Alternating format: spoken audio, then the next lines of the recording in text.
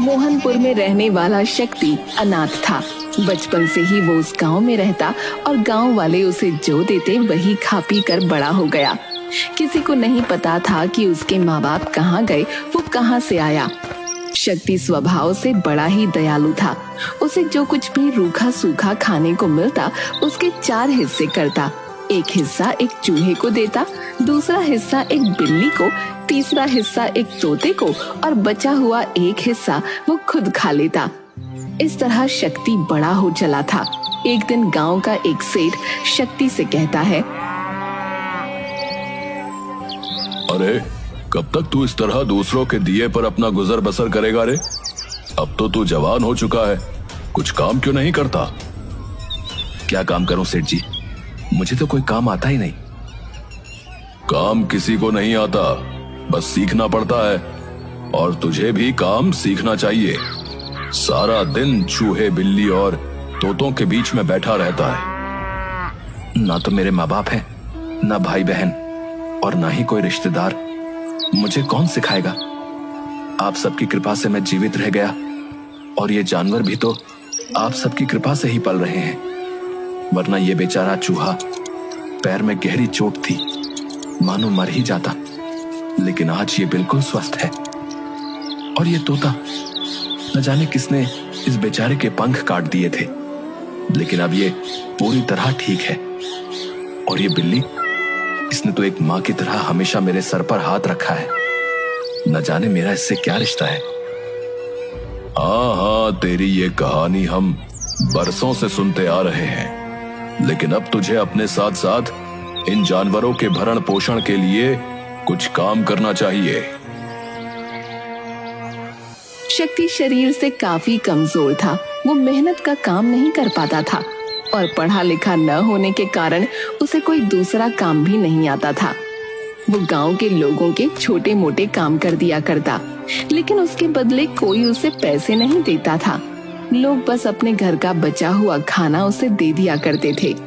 एक दिन शक्ति अपने तीनों दोस्तों से बातें कर रहा होता है। दोस्तों, मुझे अपने जीवन से किसी चीज की इच्छा नहीं है, लेकिन अब ऐसा लगता है कि गांव वालों का बचा खाना भी हमारे हिस्से में नहीं है। शायद इस गांव में हमारा दाना पानी इतने ही दिनों का था। मैं सोच रहा हूं कि किसी और गांव चला जाऊं और काम ढूंढने की कोशिश करूं, लेकिन मैं तुम सबको अपने साथ नहीं ले जा सकता। इसलिए मैं तुम सबके रहने का ठिकाना यहीं पर कर देता हूं। शक्ति चूहे को ले जाकर सेठ के गोदाम में छोड़ देता है, जहां उसे अनाज की भरी हुई बोरियां दिखती हैं। चूहा अपना पूरा जीवन उस गोदाम में रहकर गुजार सकता था। उसे कभी खाने की कमी नहीं होती। चूहा बड़ा खुश होता है और मनुष्य की आवाज में शक्ति से कहता है, मित्र, तुमने तो मेरे पेट भरने का इंतजाम कर दिया है। अपना ध्यान रखना। अरे, तुम इंसानों की तरह बोल सकते हो? हाँ, मैं तुम्हारी सारी बातें सुन भी सकता हूँ और बोल भी सकता हूँ। एक बात ध्यान से सुनो, तुम्हें जब भी मेरी जरूरत हो बस आंखें बंद करके मुझे दिल से याद करना। मैं तुम्हारे सामने आ जाऊंगा। ठीक है मित्र, तुम बस अपना ध्यान रखना। मैं चलता हूँ। शक्ति अब बिल्ली को लेकर गांव के सबसे बड़े हलवाई के घर के पीछे छोटे से जंगल में जाता है और बिल्ली से कहता है, मित्र, अब तुम रोज रात के समय इस हलवाई के घर जाना और दूध दही जो मिले वो खाकर वापस आ जाना। सिर्फ मेरी एक बात का ध्यान रखना कि दिन के समय उसके घर कभी मत जाना और रात को अपना ध्यान रखकर ही जाना। तभी बिल्ली भी इंसान की आवाज में बोलती है, तुम्हारा बहुत बहुत शुक्रिया मित्र, तुमने मेरा बहुत ध्यान रखा। तुम्हें जो भी मिलता था हमेशा हम सबके साथ खाया। तुम अपना ध्यान तो रख सकोगे। अरे, क्या तुम भी चूहे की तरह बोल सकती हो? हाँ, सिर्फ मैं और चूहा ही नहीं, तोता भी तुम्हारी भाषा में बात कर सकते हैं। हम तीनों तुम्हारी बातों को समझते भी हैं। तुम अपना ध्यान रखना और जब भी जरूरत हो आंखें बंद करके मुझे याद कर लेना। मैं तुम्हारे सामने आ जाऊंगी। शक्ति बिल्ली से विदा लेता है और तोते को लेकर नदी के पास जाता है। मित्र, मैं जानता हूँ कि तुम भी चूहे और बिल्ली की तरह ही बोल सकते हो और मेरी हर बात समझते भी हो, इसलिए तुम भी अपना ध्यान रखना, शिकारी से बचकर रहना। शुक्रिया मित्र, तुमने इतने सालों हमारी रक्षा की, हमें संभाला, परंतु अपना ध्यान रखना और जब भी जरूरत हो अपनी आंखें बंद करके दिल से हमें याद करना, हम तुम्हारे सामने आ जाएंगे। शक्ति अपने मित्रों से विदा लेकर आगे बढ़ता है और ये सोचता है कि मुझे काम तो आता नहीं, मैं करूँगा क्या। तभी उसे गांव में आने वाले सपेरे की याद आती है। वो सपेरे के पास जाता है और उससे कहता है, क्या आप मुझे कुछ काम सिखा सकते हैं या कुछ काम दे सकते हैं? तुम क्या काम कर सकते हो? मेरा काम तो बड़ा जोखिम का है, इसे सीखने में बहुत समय लगता है। सांपों को पकड़ना, उनके जहरीले दांत निकालना बड़ा मुश्किल काम है, इसमें जान भी जा सकती है। बिना भोजन की भी तो जान जा ही सकती है। ठीक है, अगर तुम यही चाहते हो तो तुम मेरे साथ रह सकते हो। कुछ समय तक शक्ति सपेरे के साथ रहता है और काम सीखने की कोशिश करता है, लेकिन अपने दया भाव की वजह से उसे सांपों को जंगल से पकड़कर लाना और उनके दांत निकालकर उन्हें कैद करना बिल्कुल पसंद नहीं आ रहा था। एक दिन वो अकेला ही सांप पकड़ने जंगल में जाता है और एक सांप को पकड़ भी लेता है। तभी उसके मन में दया भाव जागृत होती है और वो उस सांप को वापस जंगल में छोड़ देता है। तभी सांप बोल पड़ता है, मुझे इस जंगल में मत छोड़ो, मैं बहुत बूढ़ा हो चुका हूँ। अगर तुम मुझे यहाँ छोड़कर जाओगे तो इस जंगल के जानवर मुझे खा लेंगे, क्योंकि मैं अब भाग भी नहीं सकता। क्या तुम भी इंसानों की तरह बोल सकते हो? हाँ, मैं तुम्हारी तरह बोल सकता हूँ। लेकिन मैं तुम्हें कहाँ पर छोड़ूं जहाँ तुम सुरक्षित रहोगे? तुम ही मुझे कोई ऐसी जगह बता दो। तुम मुझे लेकर जंगल में पूर्व दिशा की ओर चलो। शक्ति सांप को लेकर जंगल की पूर्व दिशा की ओर बढ़ता है और तभी उसे एक गुफा दिखाई देती है, जिसे देखकर सांप शक्ति से कहता है, तुम मुझे इस गुफा के पास छोड़ दो और मेरी पूंछ को कसकर पकड़ना। अब ठीक है। शक्ति सांप को गुफा के पास छोड़ देता है और उसकी पूंछ को कसकर पकड़ लेता है। सांप की पूंछ के सहारे वो उस गुफा के अंदर सरकता जाता है और कुछ देर के बाद वो एक अनोखी दुनिया में पहुंच जाता है, जहां बहुत सुंदर फूल, पेड़, झरने, नदी, सब कुछ बहुत सुंदर था। वहीं पास में एक बहुत बड़ा सुंदर महल भी था। सांप अपनी केंचुली छोड़ता है और एक सुंदर से राजकुमार के रूप में शक्ति के सामने खड़ा हो जाता है। अब तुम कौन हो और तुमने अपना रूप कैसे बदला? मैं एक इच्छाधारी सर्प हूँ और इस सर्प नगरी का मंत्री भी हूँ। तुम मेरे साथ इस महल के अंदर चलो। शक्ति उस युवक के साथ महल के अंदर जाता है, जहाँ पर सर्पराज विराजमान होते हैं। महाराज की जय हो। महाराज, आज तो मैं बहुत बुरी तरह फंस गया था। वो तो शुक्र है इस युवक का जिसने सही समय पर अपने दिल की बात सुनी और मुझे आजाद कर दिया, वरना मैं किसी सपेरे के पिटारे की शोभा होता। तुम्हारा बहुत बहुत शुक्रिया युवक। आज तुमने हमारे मंत्री की रक्षा करके हमारा दिल जीत लिया है। अब मैंने तो बस अपने दिल की बात सुनी महाराज। अपने इस उपकार के बदले कुछ समय हमें मेहमान नवाजी का मौका दो और हमारे इस सर्प लोक में रहो। अब जैसी आपकी आज्ञा महाराज। शक्ति कुछ समय तक सर्पलोक में ही रहता है। सर्पराज शक्ति की बोलचाल और उसके स्वभाव से बहुत प्रभावित होते हैं और मन ही मन अपनी इकलौती पुत्री का विवाह उससे करने की ठान लेते हैं। इस विषय में वो अपने मंत्रियों से सलाह करते हैं और उन सब की सहमति के बाद वो शक्ति से बात करके अपनी पुत्री और शक्ति की शादी कर देते हैं। सर्पराज की पुत्री बहुत ही सुंदर थी। उसके बाल सुनहरे और लंबे थे। जो उसे एक बार देख लेता वो जीवन भर उसके रूप और केश को भूल नहीं पाता था। विवाह के बाद दोनों सर्पलोक में ही खुशी खुशी रहते हैं। एक दिन शक्ति सर्प कुमारी नागमणि से कहता है, नागमणि, अब हमें यहाँ से चलना चाहिए और मुझे हम दोनों के लिए नया घर भी बनाना है। ठीक है, परंतु आपको पहले पिताजी से आज्ञा लेनी होगी और जब वो आपको जाने की आज्ञा दे दें और आपसे कुछ मांगने को कहें तो आप पहले उनसे ये वादा ले लीजिएगा कि वो आपके द्वारा मांगी गई वस्तु आपको दे दें। आप उनके गले में पड़ी हुई मोतियों की माला मांगना। ठीक है। शक्ति सर्पराज के पास जाता है और नागमणि को साथ लेकर वहां से जाने की आज्ञा मांगता है। अगर तुम्हें यही उचित लगता है तो मैं तुम्हें नहीं रोकूंगा। मैंने तुम्हें अपने जीवन की सबसे बहुमूल्य चीज, अपनी पुत्री नागमणि दे दी है, परंतु फिर भी मैं चाहता हूं कि तुम जाने से पहले मुझसे कुछ उपहार स्वरूप ले लो। अब ठीक है, अगर आप चाहते हैं तो मैं आपसे जरूर मांग लूंगा, परंतु आपको मुझसे वादा करना होगा कि आप मुझे वो वस्तु अवश्य देंगे जो मैं आपसे मांगूंगा।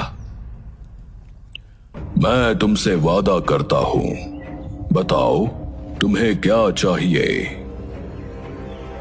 मुझे आपके गले की मोतियों की माला बहुत अच्छी लगती है। अब क्या आप मुझे उपहार स्वरूप ये दे सकते हैं? बिल्कुल दे सकता हूं।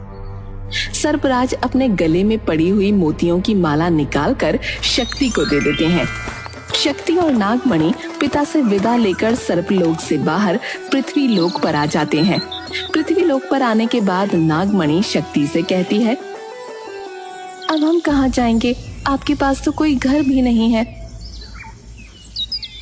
चिंता ना करो, मैं बहुत मेहनत करूंगा और हमारे लिए एक बहुत सुंदर घर बनाऊंगा। आपको कुछ करने की जरूरत नहीं है। आप मुझे पिताजी की दी हुई वो मोतियों की माला दे दीजिए। शक्ति मोतियों की माला नागमणि को देता है। नागमणि मोतियों की माला पर जल का छिड़काव करती है और हाथ जोड़कर विनती करती है, हे अमूल्य माला, आप मेरे और मेरे पति के लिए एक बहुत सुंदर सा महल बना दीजिए और हर सुख सुविधा से पूरी तरह से वो संपूर्ण हो, जहाँ किसी चीज की कोई कमी ना हो। नागमणि के प्रार्थना करते ही वहाँ पर एक बहुत सुंदर सा महल बन जाता है, जहाँ सब कुछ होता है। नागमणि और शक्ति उस महल में खुशी खुशी रहते हैं। एक दिन नागमणि अपने महल की खिड़की पर खड़ी होकर अपने बालों को सुखा रही होती है। तभी उसके कुछ बाल टूटकर महल के पास बह रही नदी में चले जाते हैं और उन बालों को एक मछली निगल जाती है। मछुआरे नदी में मछलियां पकड़ रहे होते हैं और वो मछली भी उनके जाल में फंस जाती है। मछुआरे मछलियों को पास के राज्य के राजा के पास उपहार स्वरूप भेंट कर देते हैं। महाराज की जय हो। महाराज, आज हमने बहुत सारी मछलियां पकड़ी हैं और उपहार स्वरूप हम आपको ये भेंट करना चाहते हैं। हम तुम्हारा उपहार स्वीकार करते हैं। आज हम भोजन में यही खाना पसंद करेंगे। राजा के आदेश पर रसोइया उन मछलियों को काटकर पकाने की तैयारी कर रहा होता है। तभी एक मछली के पेट से उसे नागमणि के सोने के बाल मिलते हैं, जिसे ले जाकर वो महाराज के सामने प्रस्तुत करता है। महाराज, हमें मछली के पेट से सोने के बाल मिले हैं। ये तो किसी स्त्री के बाल लगते हैं। जिस स्त्री के बाल स्वर्ण के होंगे वो खुद कितनी सुंदर होगी, उसका रूप कितना अनोखा होगा। मंत्री जी, आप पता लगाइए कि ये सोने के बाल किसके हैं, क्योंकि मैं उस स्त्री को अपने राज्य की महारानी बनाना चाहता हूं। जैसी आज्ञा हो महाराज। मंत्री अपनी सेना के साथ पता लगाने जाते हैं कि तभी महाराज के सामने एक कुबड़ी स्त्री आती है और वो महाराज से कहती है, महाराज, सोने के बाल तो सिर्फ सर्पलोक की राजकुमारी के हैं और वो तो सर्पलोक में रहती है। वो पृथ्वी लोक पर कैसे आ सकती है? महाराज उसे सारी बात बताते हैं। महाराज, आप मुझे 100 मोहरे और 10 सैनिक दे दीजिए। मैं बहुत जल्दी ही इसके बारे में पता लगाकर आपके पास वापस आती हूँ। महाराज कुबड़ी स्त्री को 100 मोहरे और 10 सैनिक दे देते हैं। वो स्त्री मछुआरों के पास जाती है और उनसे पूछती है कि वो मछलियाँ कहाँ से पकड़कर लाए थे। मछुआरे उसे नदी के बारे में बताते हैं जहाँ से उन्होंने मछलियाँ पकड़ी थीं। वो सेना के साथ नाव में सवार होकर उस नदी के एक किनारे से दूसरे किनारे की ओर सफर करना शुरू करती है। 2-3 दिनों के बाद उसे नदी के पास एक सुंदर और भव्य महल दिखाई देता है। मैं जब तक वापस नहीं आती तब तक तुम सब मेरा यही इंतजार करना। चाहे कुछ भी हो जाए, यहाँ से जाना नहीं। वो आसपास पता करती है तो उसे पता चलता है कि उस महल में एक बहुत ही सुंदर स्त्री रहती है जिसके बाल सोने के हैं। कुबड़ी स्त्री समझ जाती है कि ये सर्पराज की पुत्री ही है। वो महल के अंदर जाती है।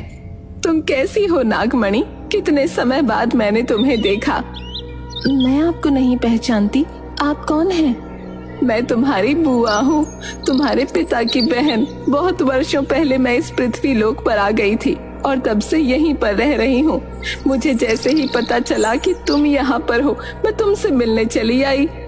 नागमणि उस स्त्री को नहीं पहचानती थी, लेकिन उस कुबड़ी स्त्री ने सर्पलोक की बहुत सी बातें नागमणि को बताईं, जिसके बाद नागमणि को लगा कि हाँ, ये मेरी बुआ हो सकती है जो बहुत सालों से पृथ्वी लोक पर है, जिसके कारण मैं इन्हें नहीं पहचानती। शक्ति भी वहाँ आ जाता है। ये मेरी बुआ है जो बहुत वर्षों से पृथ्वी लोक पर ही रह रही है। प्रणाम बुआ जी। सुखी रहो बच्चा, बहुत सुखी रहो। अगर तुम्हारी अनुमति हो तो मैं क्या कुछ समय के लिए तुम दोनों के साथ यहाँ रह सकती हूँ? वो क्या है ना कि मैं बहुत समय बाद नागमणि से मिली हूँ, तो इससे जी भरकर बातें करना चाहती हूँ। आपको अपनी पुत्री के साथ रहने के लिए मेरी अनुमति की आवश्यकता नहीं। आप जब तक चाहें यहाँ खुशी खुशी रह सकती हैं। वो कुबड़ी स्त्री कुछ समय के लिए नागमणि और शक्ति के साथ महल में रहने लगती है और इस बीच बातों बातों में उनसे सर्पलोक और पृथ्वी पर आने की कहानी और शक्ति के सर्पलोक में जाने और उसके पहले की सारी बातें पता कर लेती है। एक दिन शक्ति महल से बाहर गया होता है। कुबड़ी स्त्री नागमणि से कहती है, पुत्री चलो आज घूमने चलते हैं। बुआ, हम कहाँ जाने वाले हैं? यहीं पास में बहुत सुंदर वन है और बहुत सुंदर नदी है। मैं तुम्हें नौका विहार के लिए भी ले जाऊंगी। नागमणि कुबड़ी स्त्री के साथ निकल पड़ती है। थोड़ी दूर जाने के बाद, अरे पुत्री, मैं तो अपने पैरों की पादुका ही पहनना भूल गई। तुम यहीं पर रुको, मैं अभी पादुका पहनकर वापस आती हूँ। ठीक है बुआ, मैं यहीं पर आपकी प्रतीक्षा करूंगी। कुबड़ी स्त्री महल में वापस जाती है और मोतियों की माला चुराकर अपनी चरण पादुका पहनकर वापस नागमणि के पास आ जाती है। चलो पुत्री, अब हम थोड़ी देर नौका विहार के लिए चलते हैं। हाँ बुआ, मैंने बहुत समय से नौका विहार नहीं किया। दोनों नौका में बैठ जाते हैं। कुबड़ी स्त्री अपने साथ आए हुए सैनिकों को इशारा कर देती है और वो नौका को तेजी से नदी के दूसरे तट की ओर ले जाने लगते हैं। नागमणि को कुछ सही नहीं लगता। हम कहाँ जा रहे हैं बुआ? और ये लोग इतनी तेज नौका क्यों चला रहे हैं? चुपचाप इस नौका में बैठी रहो और शोर मचाने या कुछ करने की जरूरत नहीं है, क्योंकि तुम्हारी रक्षा करने यहाँ कोई नहीं आएगा। नागमणि समझ जाती है अब यहाँ चिल्लाने या कुछ कहने का कोई फायदा नहीं, क्योंकि उसकी आवाज सुनने वाला यहाँ कोई भी नहीं। कुछ समय में वो कुबड़ी स्त्री और सैनिक नागमणि को लेकर राजा के पास पहुंच जाते हैं। महाराज, ये रही आपकी सोने के केश वाली स्त्री। इसका नाम नागमणि है। हम तुम्हारे काम से बहुत प्रसन्न हुए। बताओ तुम्हें क्या चाहिए? महाराज, इस अनमोल स्त्री के बदले मैं आपसे क्या मांग सकती हूँ? महाराज कुबड़ी स्त्री को बहुत सा धन, सोने चांदी, जेवर, हीरे जवाहरात देकर वहाँ से भेज देते हैं। परंतु कुबड़ी स्त्री जादुई मोतियों की माला के बारे में राजा को कुछ नहीं बताती और वहाँ से चली जाती है। दूसरी तरफ नागमणि को पूरा विश्वास था कि शक्ति उसे ढूंढता हुआ बहुत जल्द उसके पास आ जाएगा, क्योंकि वो जानती थी कि शक्ति के पास मोतियों की जादुई माला है। राजा नागमणि के पास आता है। तुम्हें किसी बात से डरने की जरूरत नहीं है। मैं सिर्फ इतना चाहता हूँ कि तुम खुशी खुशी मेरे साथ इस राज्य की महारानी बनकर रहो। मुझे ये स्त्री धोखे से यहाँ लाई है, परंतु आपके स्वभाव से मैं प्रभावित हुई। मैं आपसे सिर्फ एक विनती करना चाहती हूँ। अगर आपको उचित लगे तो क्या आप मेरी एक इच्छा पूरी कर सकते हैं? बताओ, तुम्हारी क्या इच्छा है? हम जरूर पूरी करेंगे। मैं सिर्फ इतना चाहती हूँ कि आप 6 महीने तक मेरे पास आने की कोशिश मत कीजिए, और 6 महीने के बाद आप जैसा चाहेंगे मैं वैसा ही करूँगी। महाराज तो नागमणि के रूप पर पहले ही मोहित हो चुके थे। उन्होंने तुरंत कहा, ठीक है, तुम जैसा चाहती हो वैसा ही होगा। बस मैं ये चाहता हूँ कि तुम खुशी खुशी हमारे महल में महारानी बनकर रहो। दूसरी तरफ शक्ति जब अपने महल में वापस आता है तो नागमणि उसे वहाँ नहीं दिखती, और जब वो मोतियों की माला को ढूंढता है तो वो भी उसे नहीं मिलती। वो समझ जाता है कि ये सब उस कुबड़ी स्त्री का ही काम है। वो नागमणि को ढूंढने की बहुत कोशिश करता है, लेकिन उसे कुछ पता नहीं चलता। 2-3 दिन के बाद वो खुद से बोलता है, न जाने मेरी नागमणि कहाँ होगी और किस हाल में होगी। ये सारी मेरी गलती है जो मैंने उस दुष्ट कुबड़ी स्त्री पर विश्वास किया। जादुई मोतियों की माला भी वही लेकर गई होगी, लेकिन अगर वो नागमणि के पास होती तो अब तक नागमणि वापस आ चुकी होती। मैं क्या करूं? किससे मदद मांगूं? वो रोने लगता है। तभी उसे अपने मित्रों की याद आती है। वो अपनी आंखें बंद करके अपने मित्र चूहा, बिल्ली और तोते को याद करता है। क्षण में वो तीनों शक्ति के सामने खड़े होते हैं। क्या बात है मित्र, तुम बहुत उदास लग रहे हो। मित्रों, मैं बहुत मुसीबत में हूँ। मेरी पत्नी नागमणि कहीं खो गई है और मेरे पास जो जादुई माला थी वो भी खो गई है। मैं सिर्फ अपनी पत्नी को वापस पाना चाहता हूँ। क्या तुम तीनों मेरी नागमणि को ढूंढने में मेरी मदद कर सकते हो? तुम बिल्कुल फिक्र मत करो, हम सब मिलकर नागमणि को जल्दी ढूंढकर वापस ले आएंगे। तीनों मित्र आपस में सलाह करते हैं और निर्णय लेते हैं कि तोता उड़ सकता है और वो दूर दूर तक जाकर नागमणि का पता आसानी से लगा सकता है। ठीक है, तुम सब यहीं पर मेरा इंतजार करना। मैं नागमणि का पता लगाकर जल्दी वापस आता हूँ।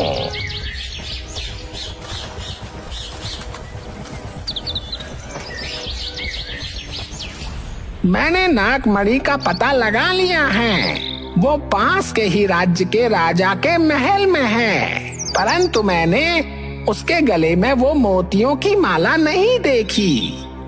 वो मोतियों की जादुई माला उस कुबड़ी स्त्री ने चुराई होगी। चूहा और बिल्ली दोनों उस कुबड़ी स्त्री का पता लगाकर उसके घर पहुंच जाते हैं और खिड़की से छुपकर घर के भीतर देखते रहते हैं। कुबड़ी स्त्री घर के अंदर आती है और मोतियों की माला को अपने मुंह में डालकर सो जाती है। ये तो बड़ी ही दुष्ट स्त्री है। मोतियों की माला को कोई ले न सके इसलिए अपने मुख में डालकर सो रही है। अब हम इसके मुख से माला कैसे निकालेंगे? ये शेर है तो हम सवा शेर हैं। मैं तुमसे जैसा कहता हूँ वैसा करना। चूहा बिल्ली के कान में कुछ कहता है और अपनी पूंछ उस कुबड़ी स्त्री की नाक में डाल देता है, जिसकी वजह से कुबड़ी स्त्री को जोर की छींक आ जाती है और मोतियों की माला उसके मुंह से निकलकर जमीन पर गिरती है। माला गिरते ही बिल्ली माला लेकर वहाँ से भाग जाती है। वो दोनों सीधा शक्ति के पास जाते हैं। मित्र, ये लो अपनी जादुई मोतियों की माला और जल्दी ही अपनी नागमणि को अपने पास वापस बुला लो। जादुई माला, जल्दी से मेरी नागमणि जहाँ भी हो उसे वहाँ से सुरक्षित मेरे पास वापस ला दो। इतना कहते ही नागमणि शक्ति के पास वापस आ जाती है। नागमणि और शक्ति अपने तीनों मित्रों के साथ सर्पलोक में वापस चले जाते हैं और अपनी जादुई माला से प्रार्थना कर वो जादुई महल भी वहाँ से गायब कर देते हैं। दूसरी तरफ दमकल राज्य के राजा नागमणि को ढूंढते हुए उस कुबड़ी स्त्री के साथ जादुई महल के पास आते हैं, पर वहाँ पर उन्हें कुछ भी नहीं मिलता। महाराज कुबड़ी स्त्री की सारी बातों को झूठा मानकर उसे जेल में डलवा देते हैं।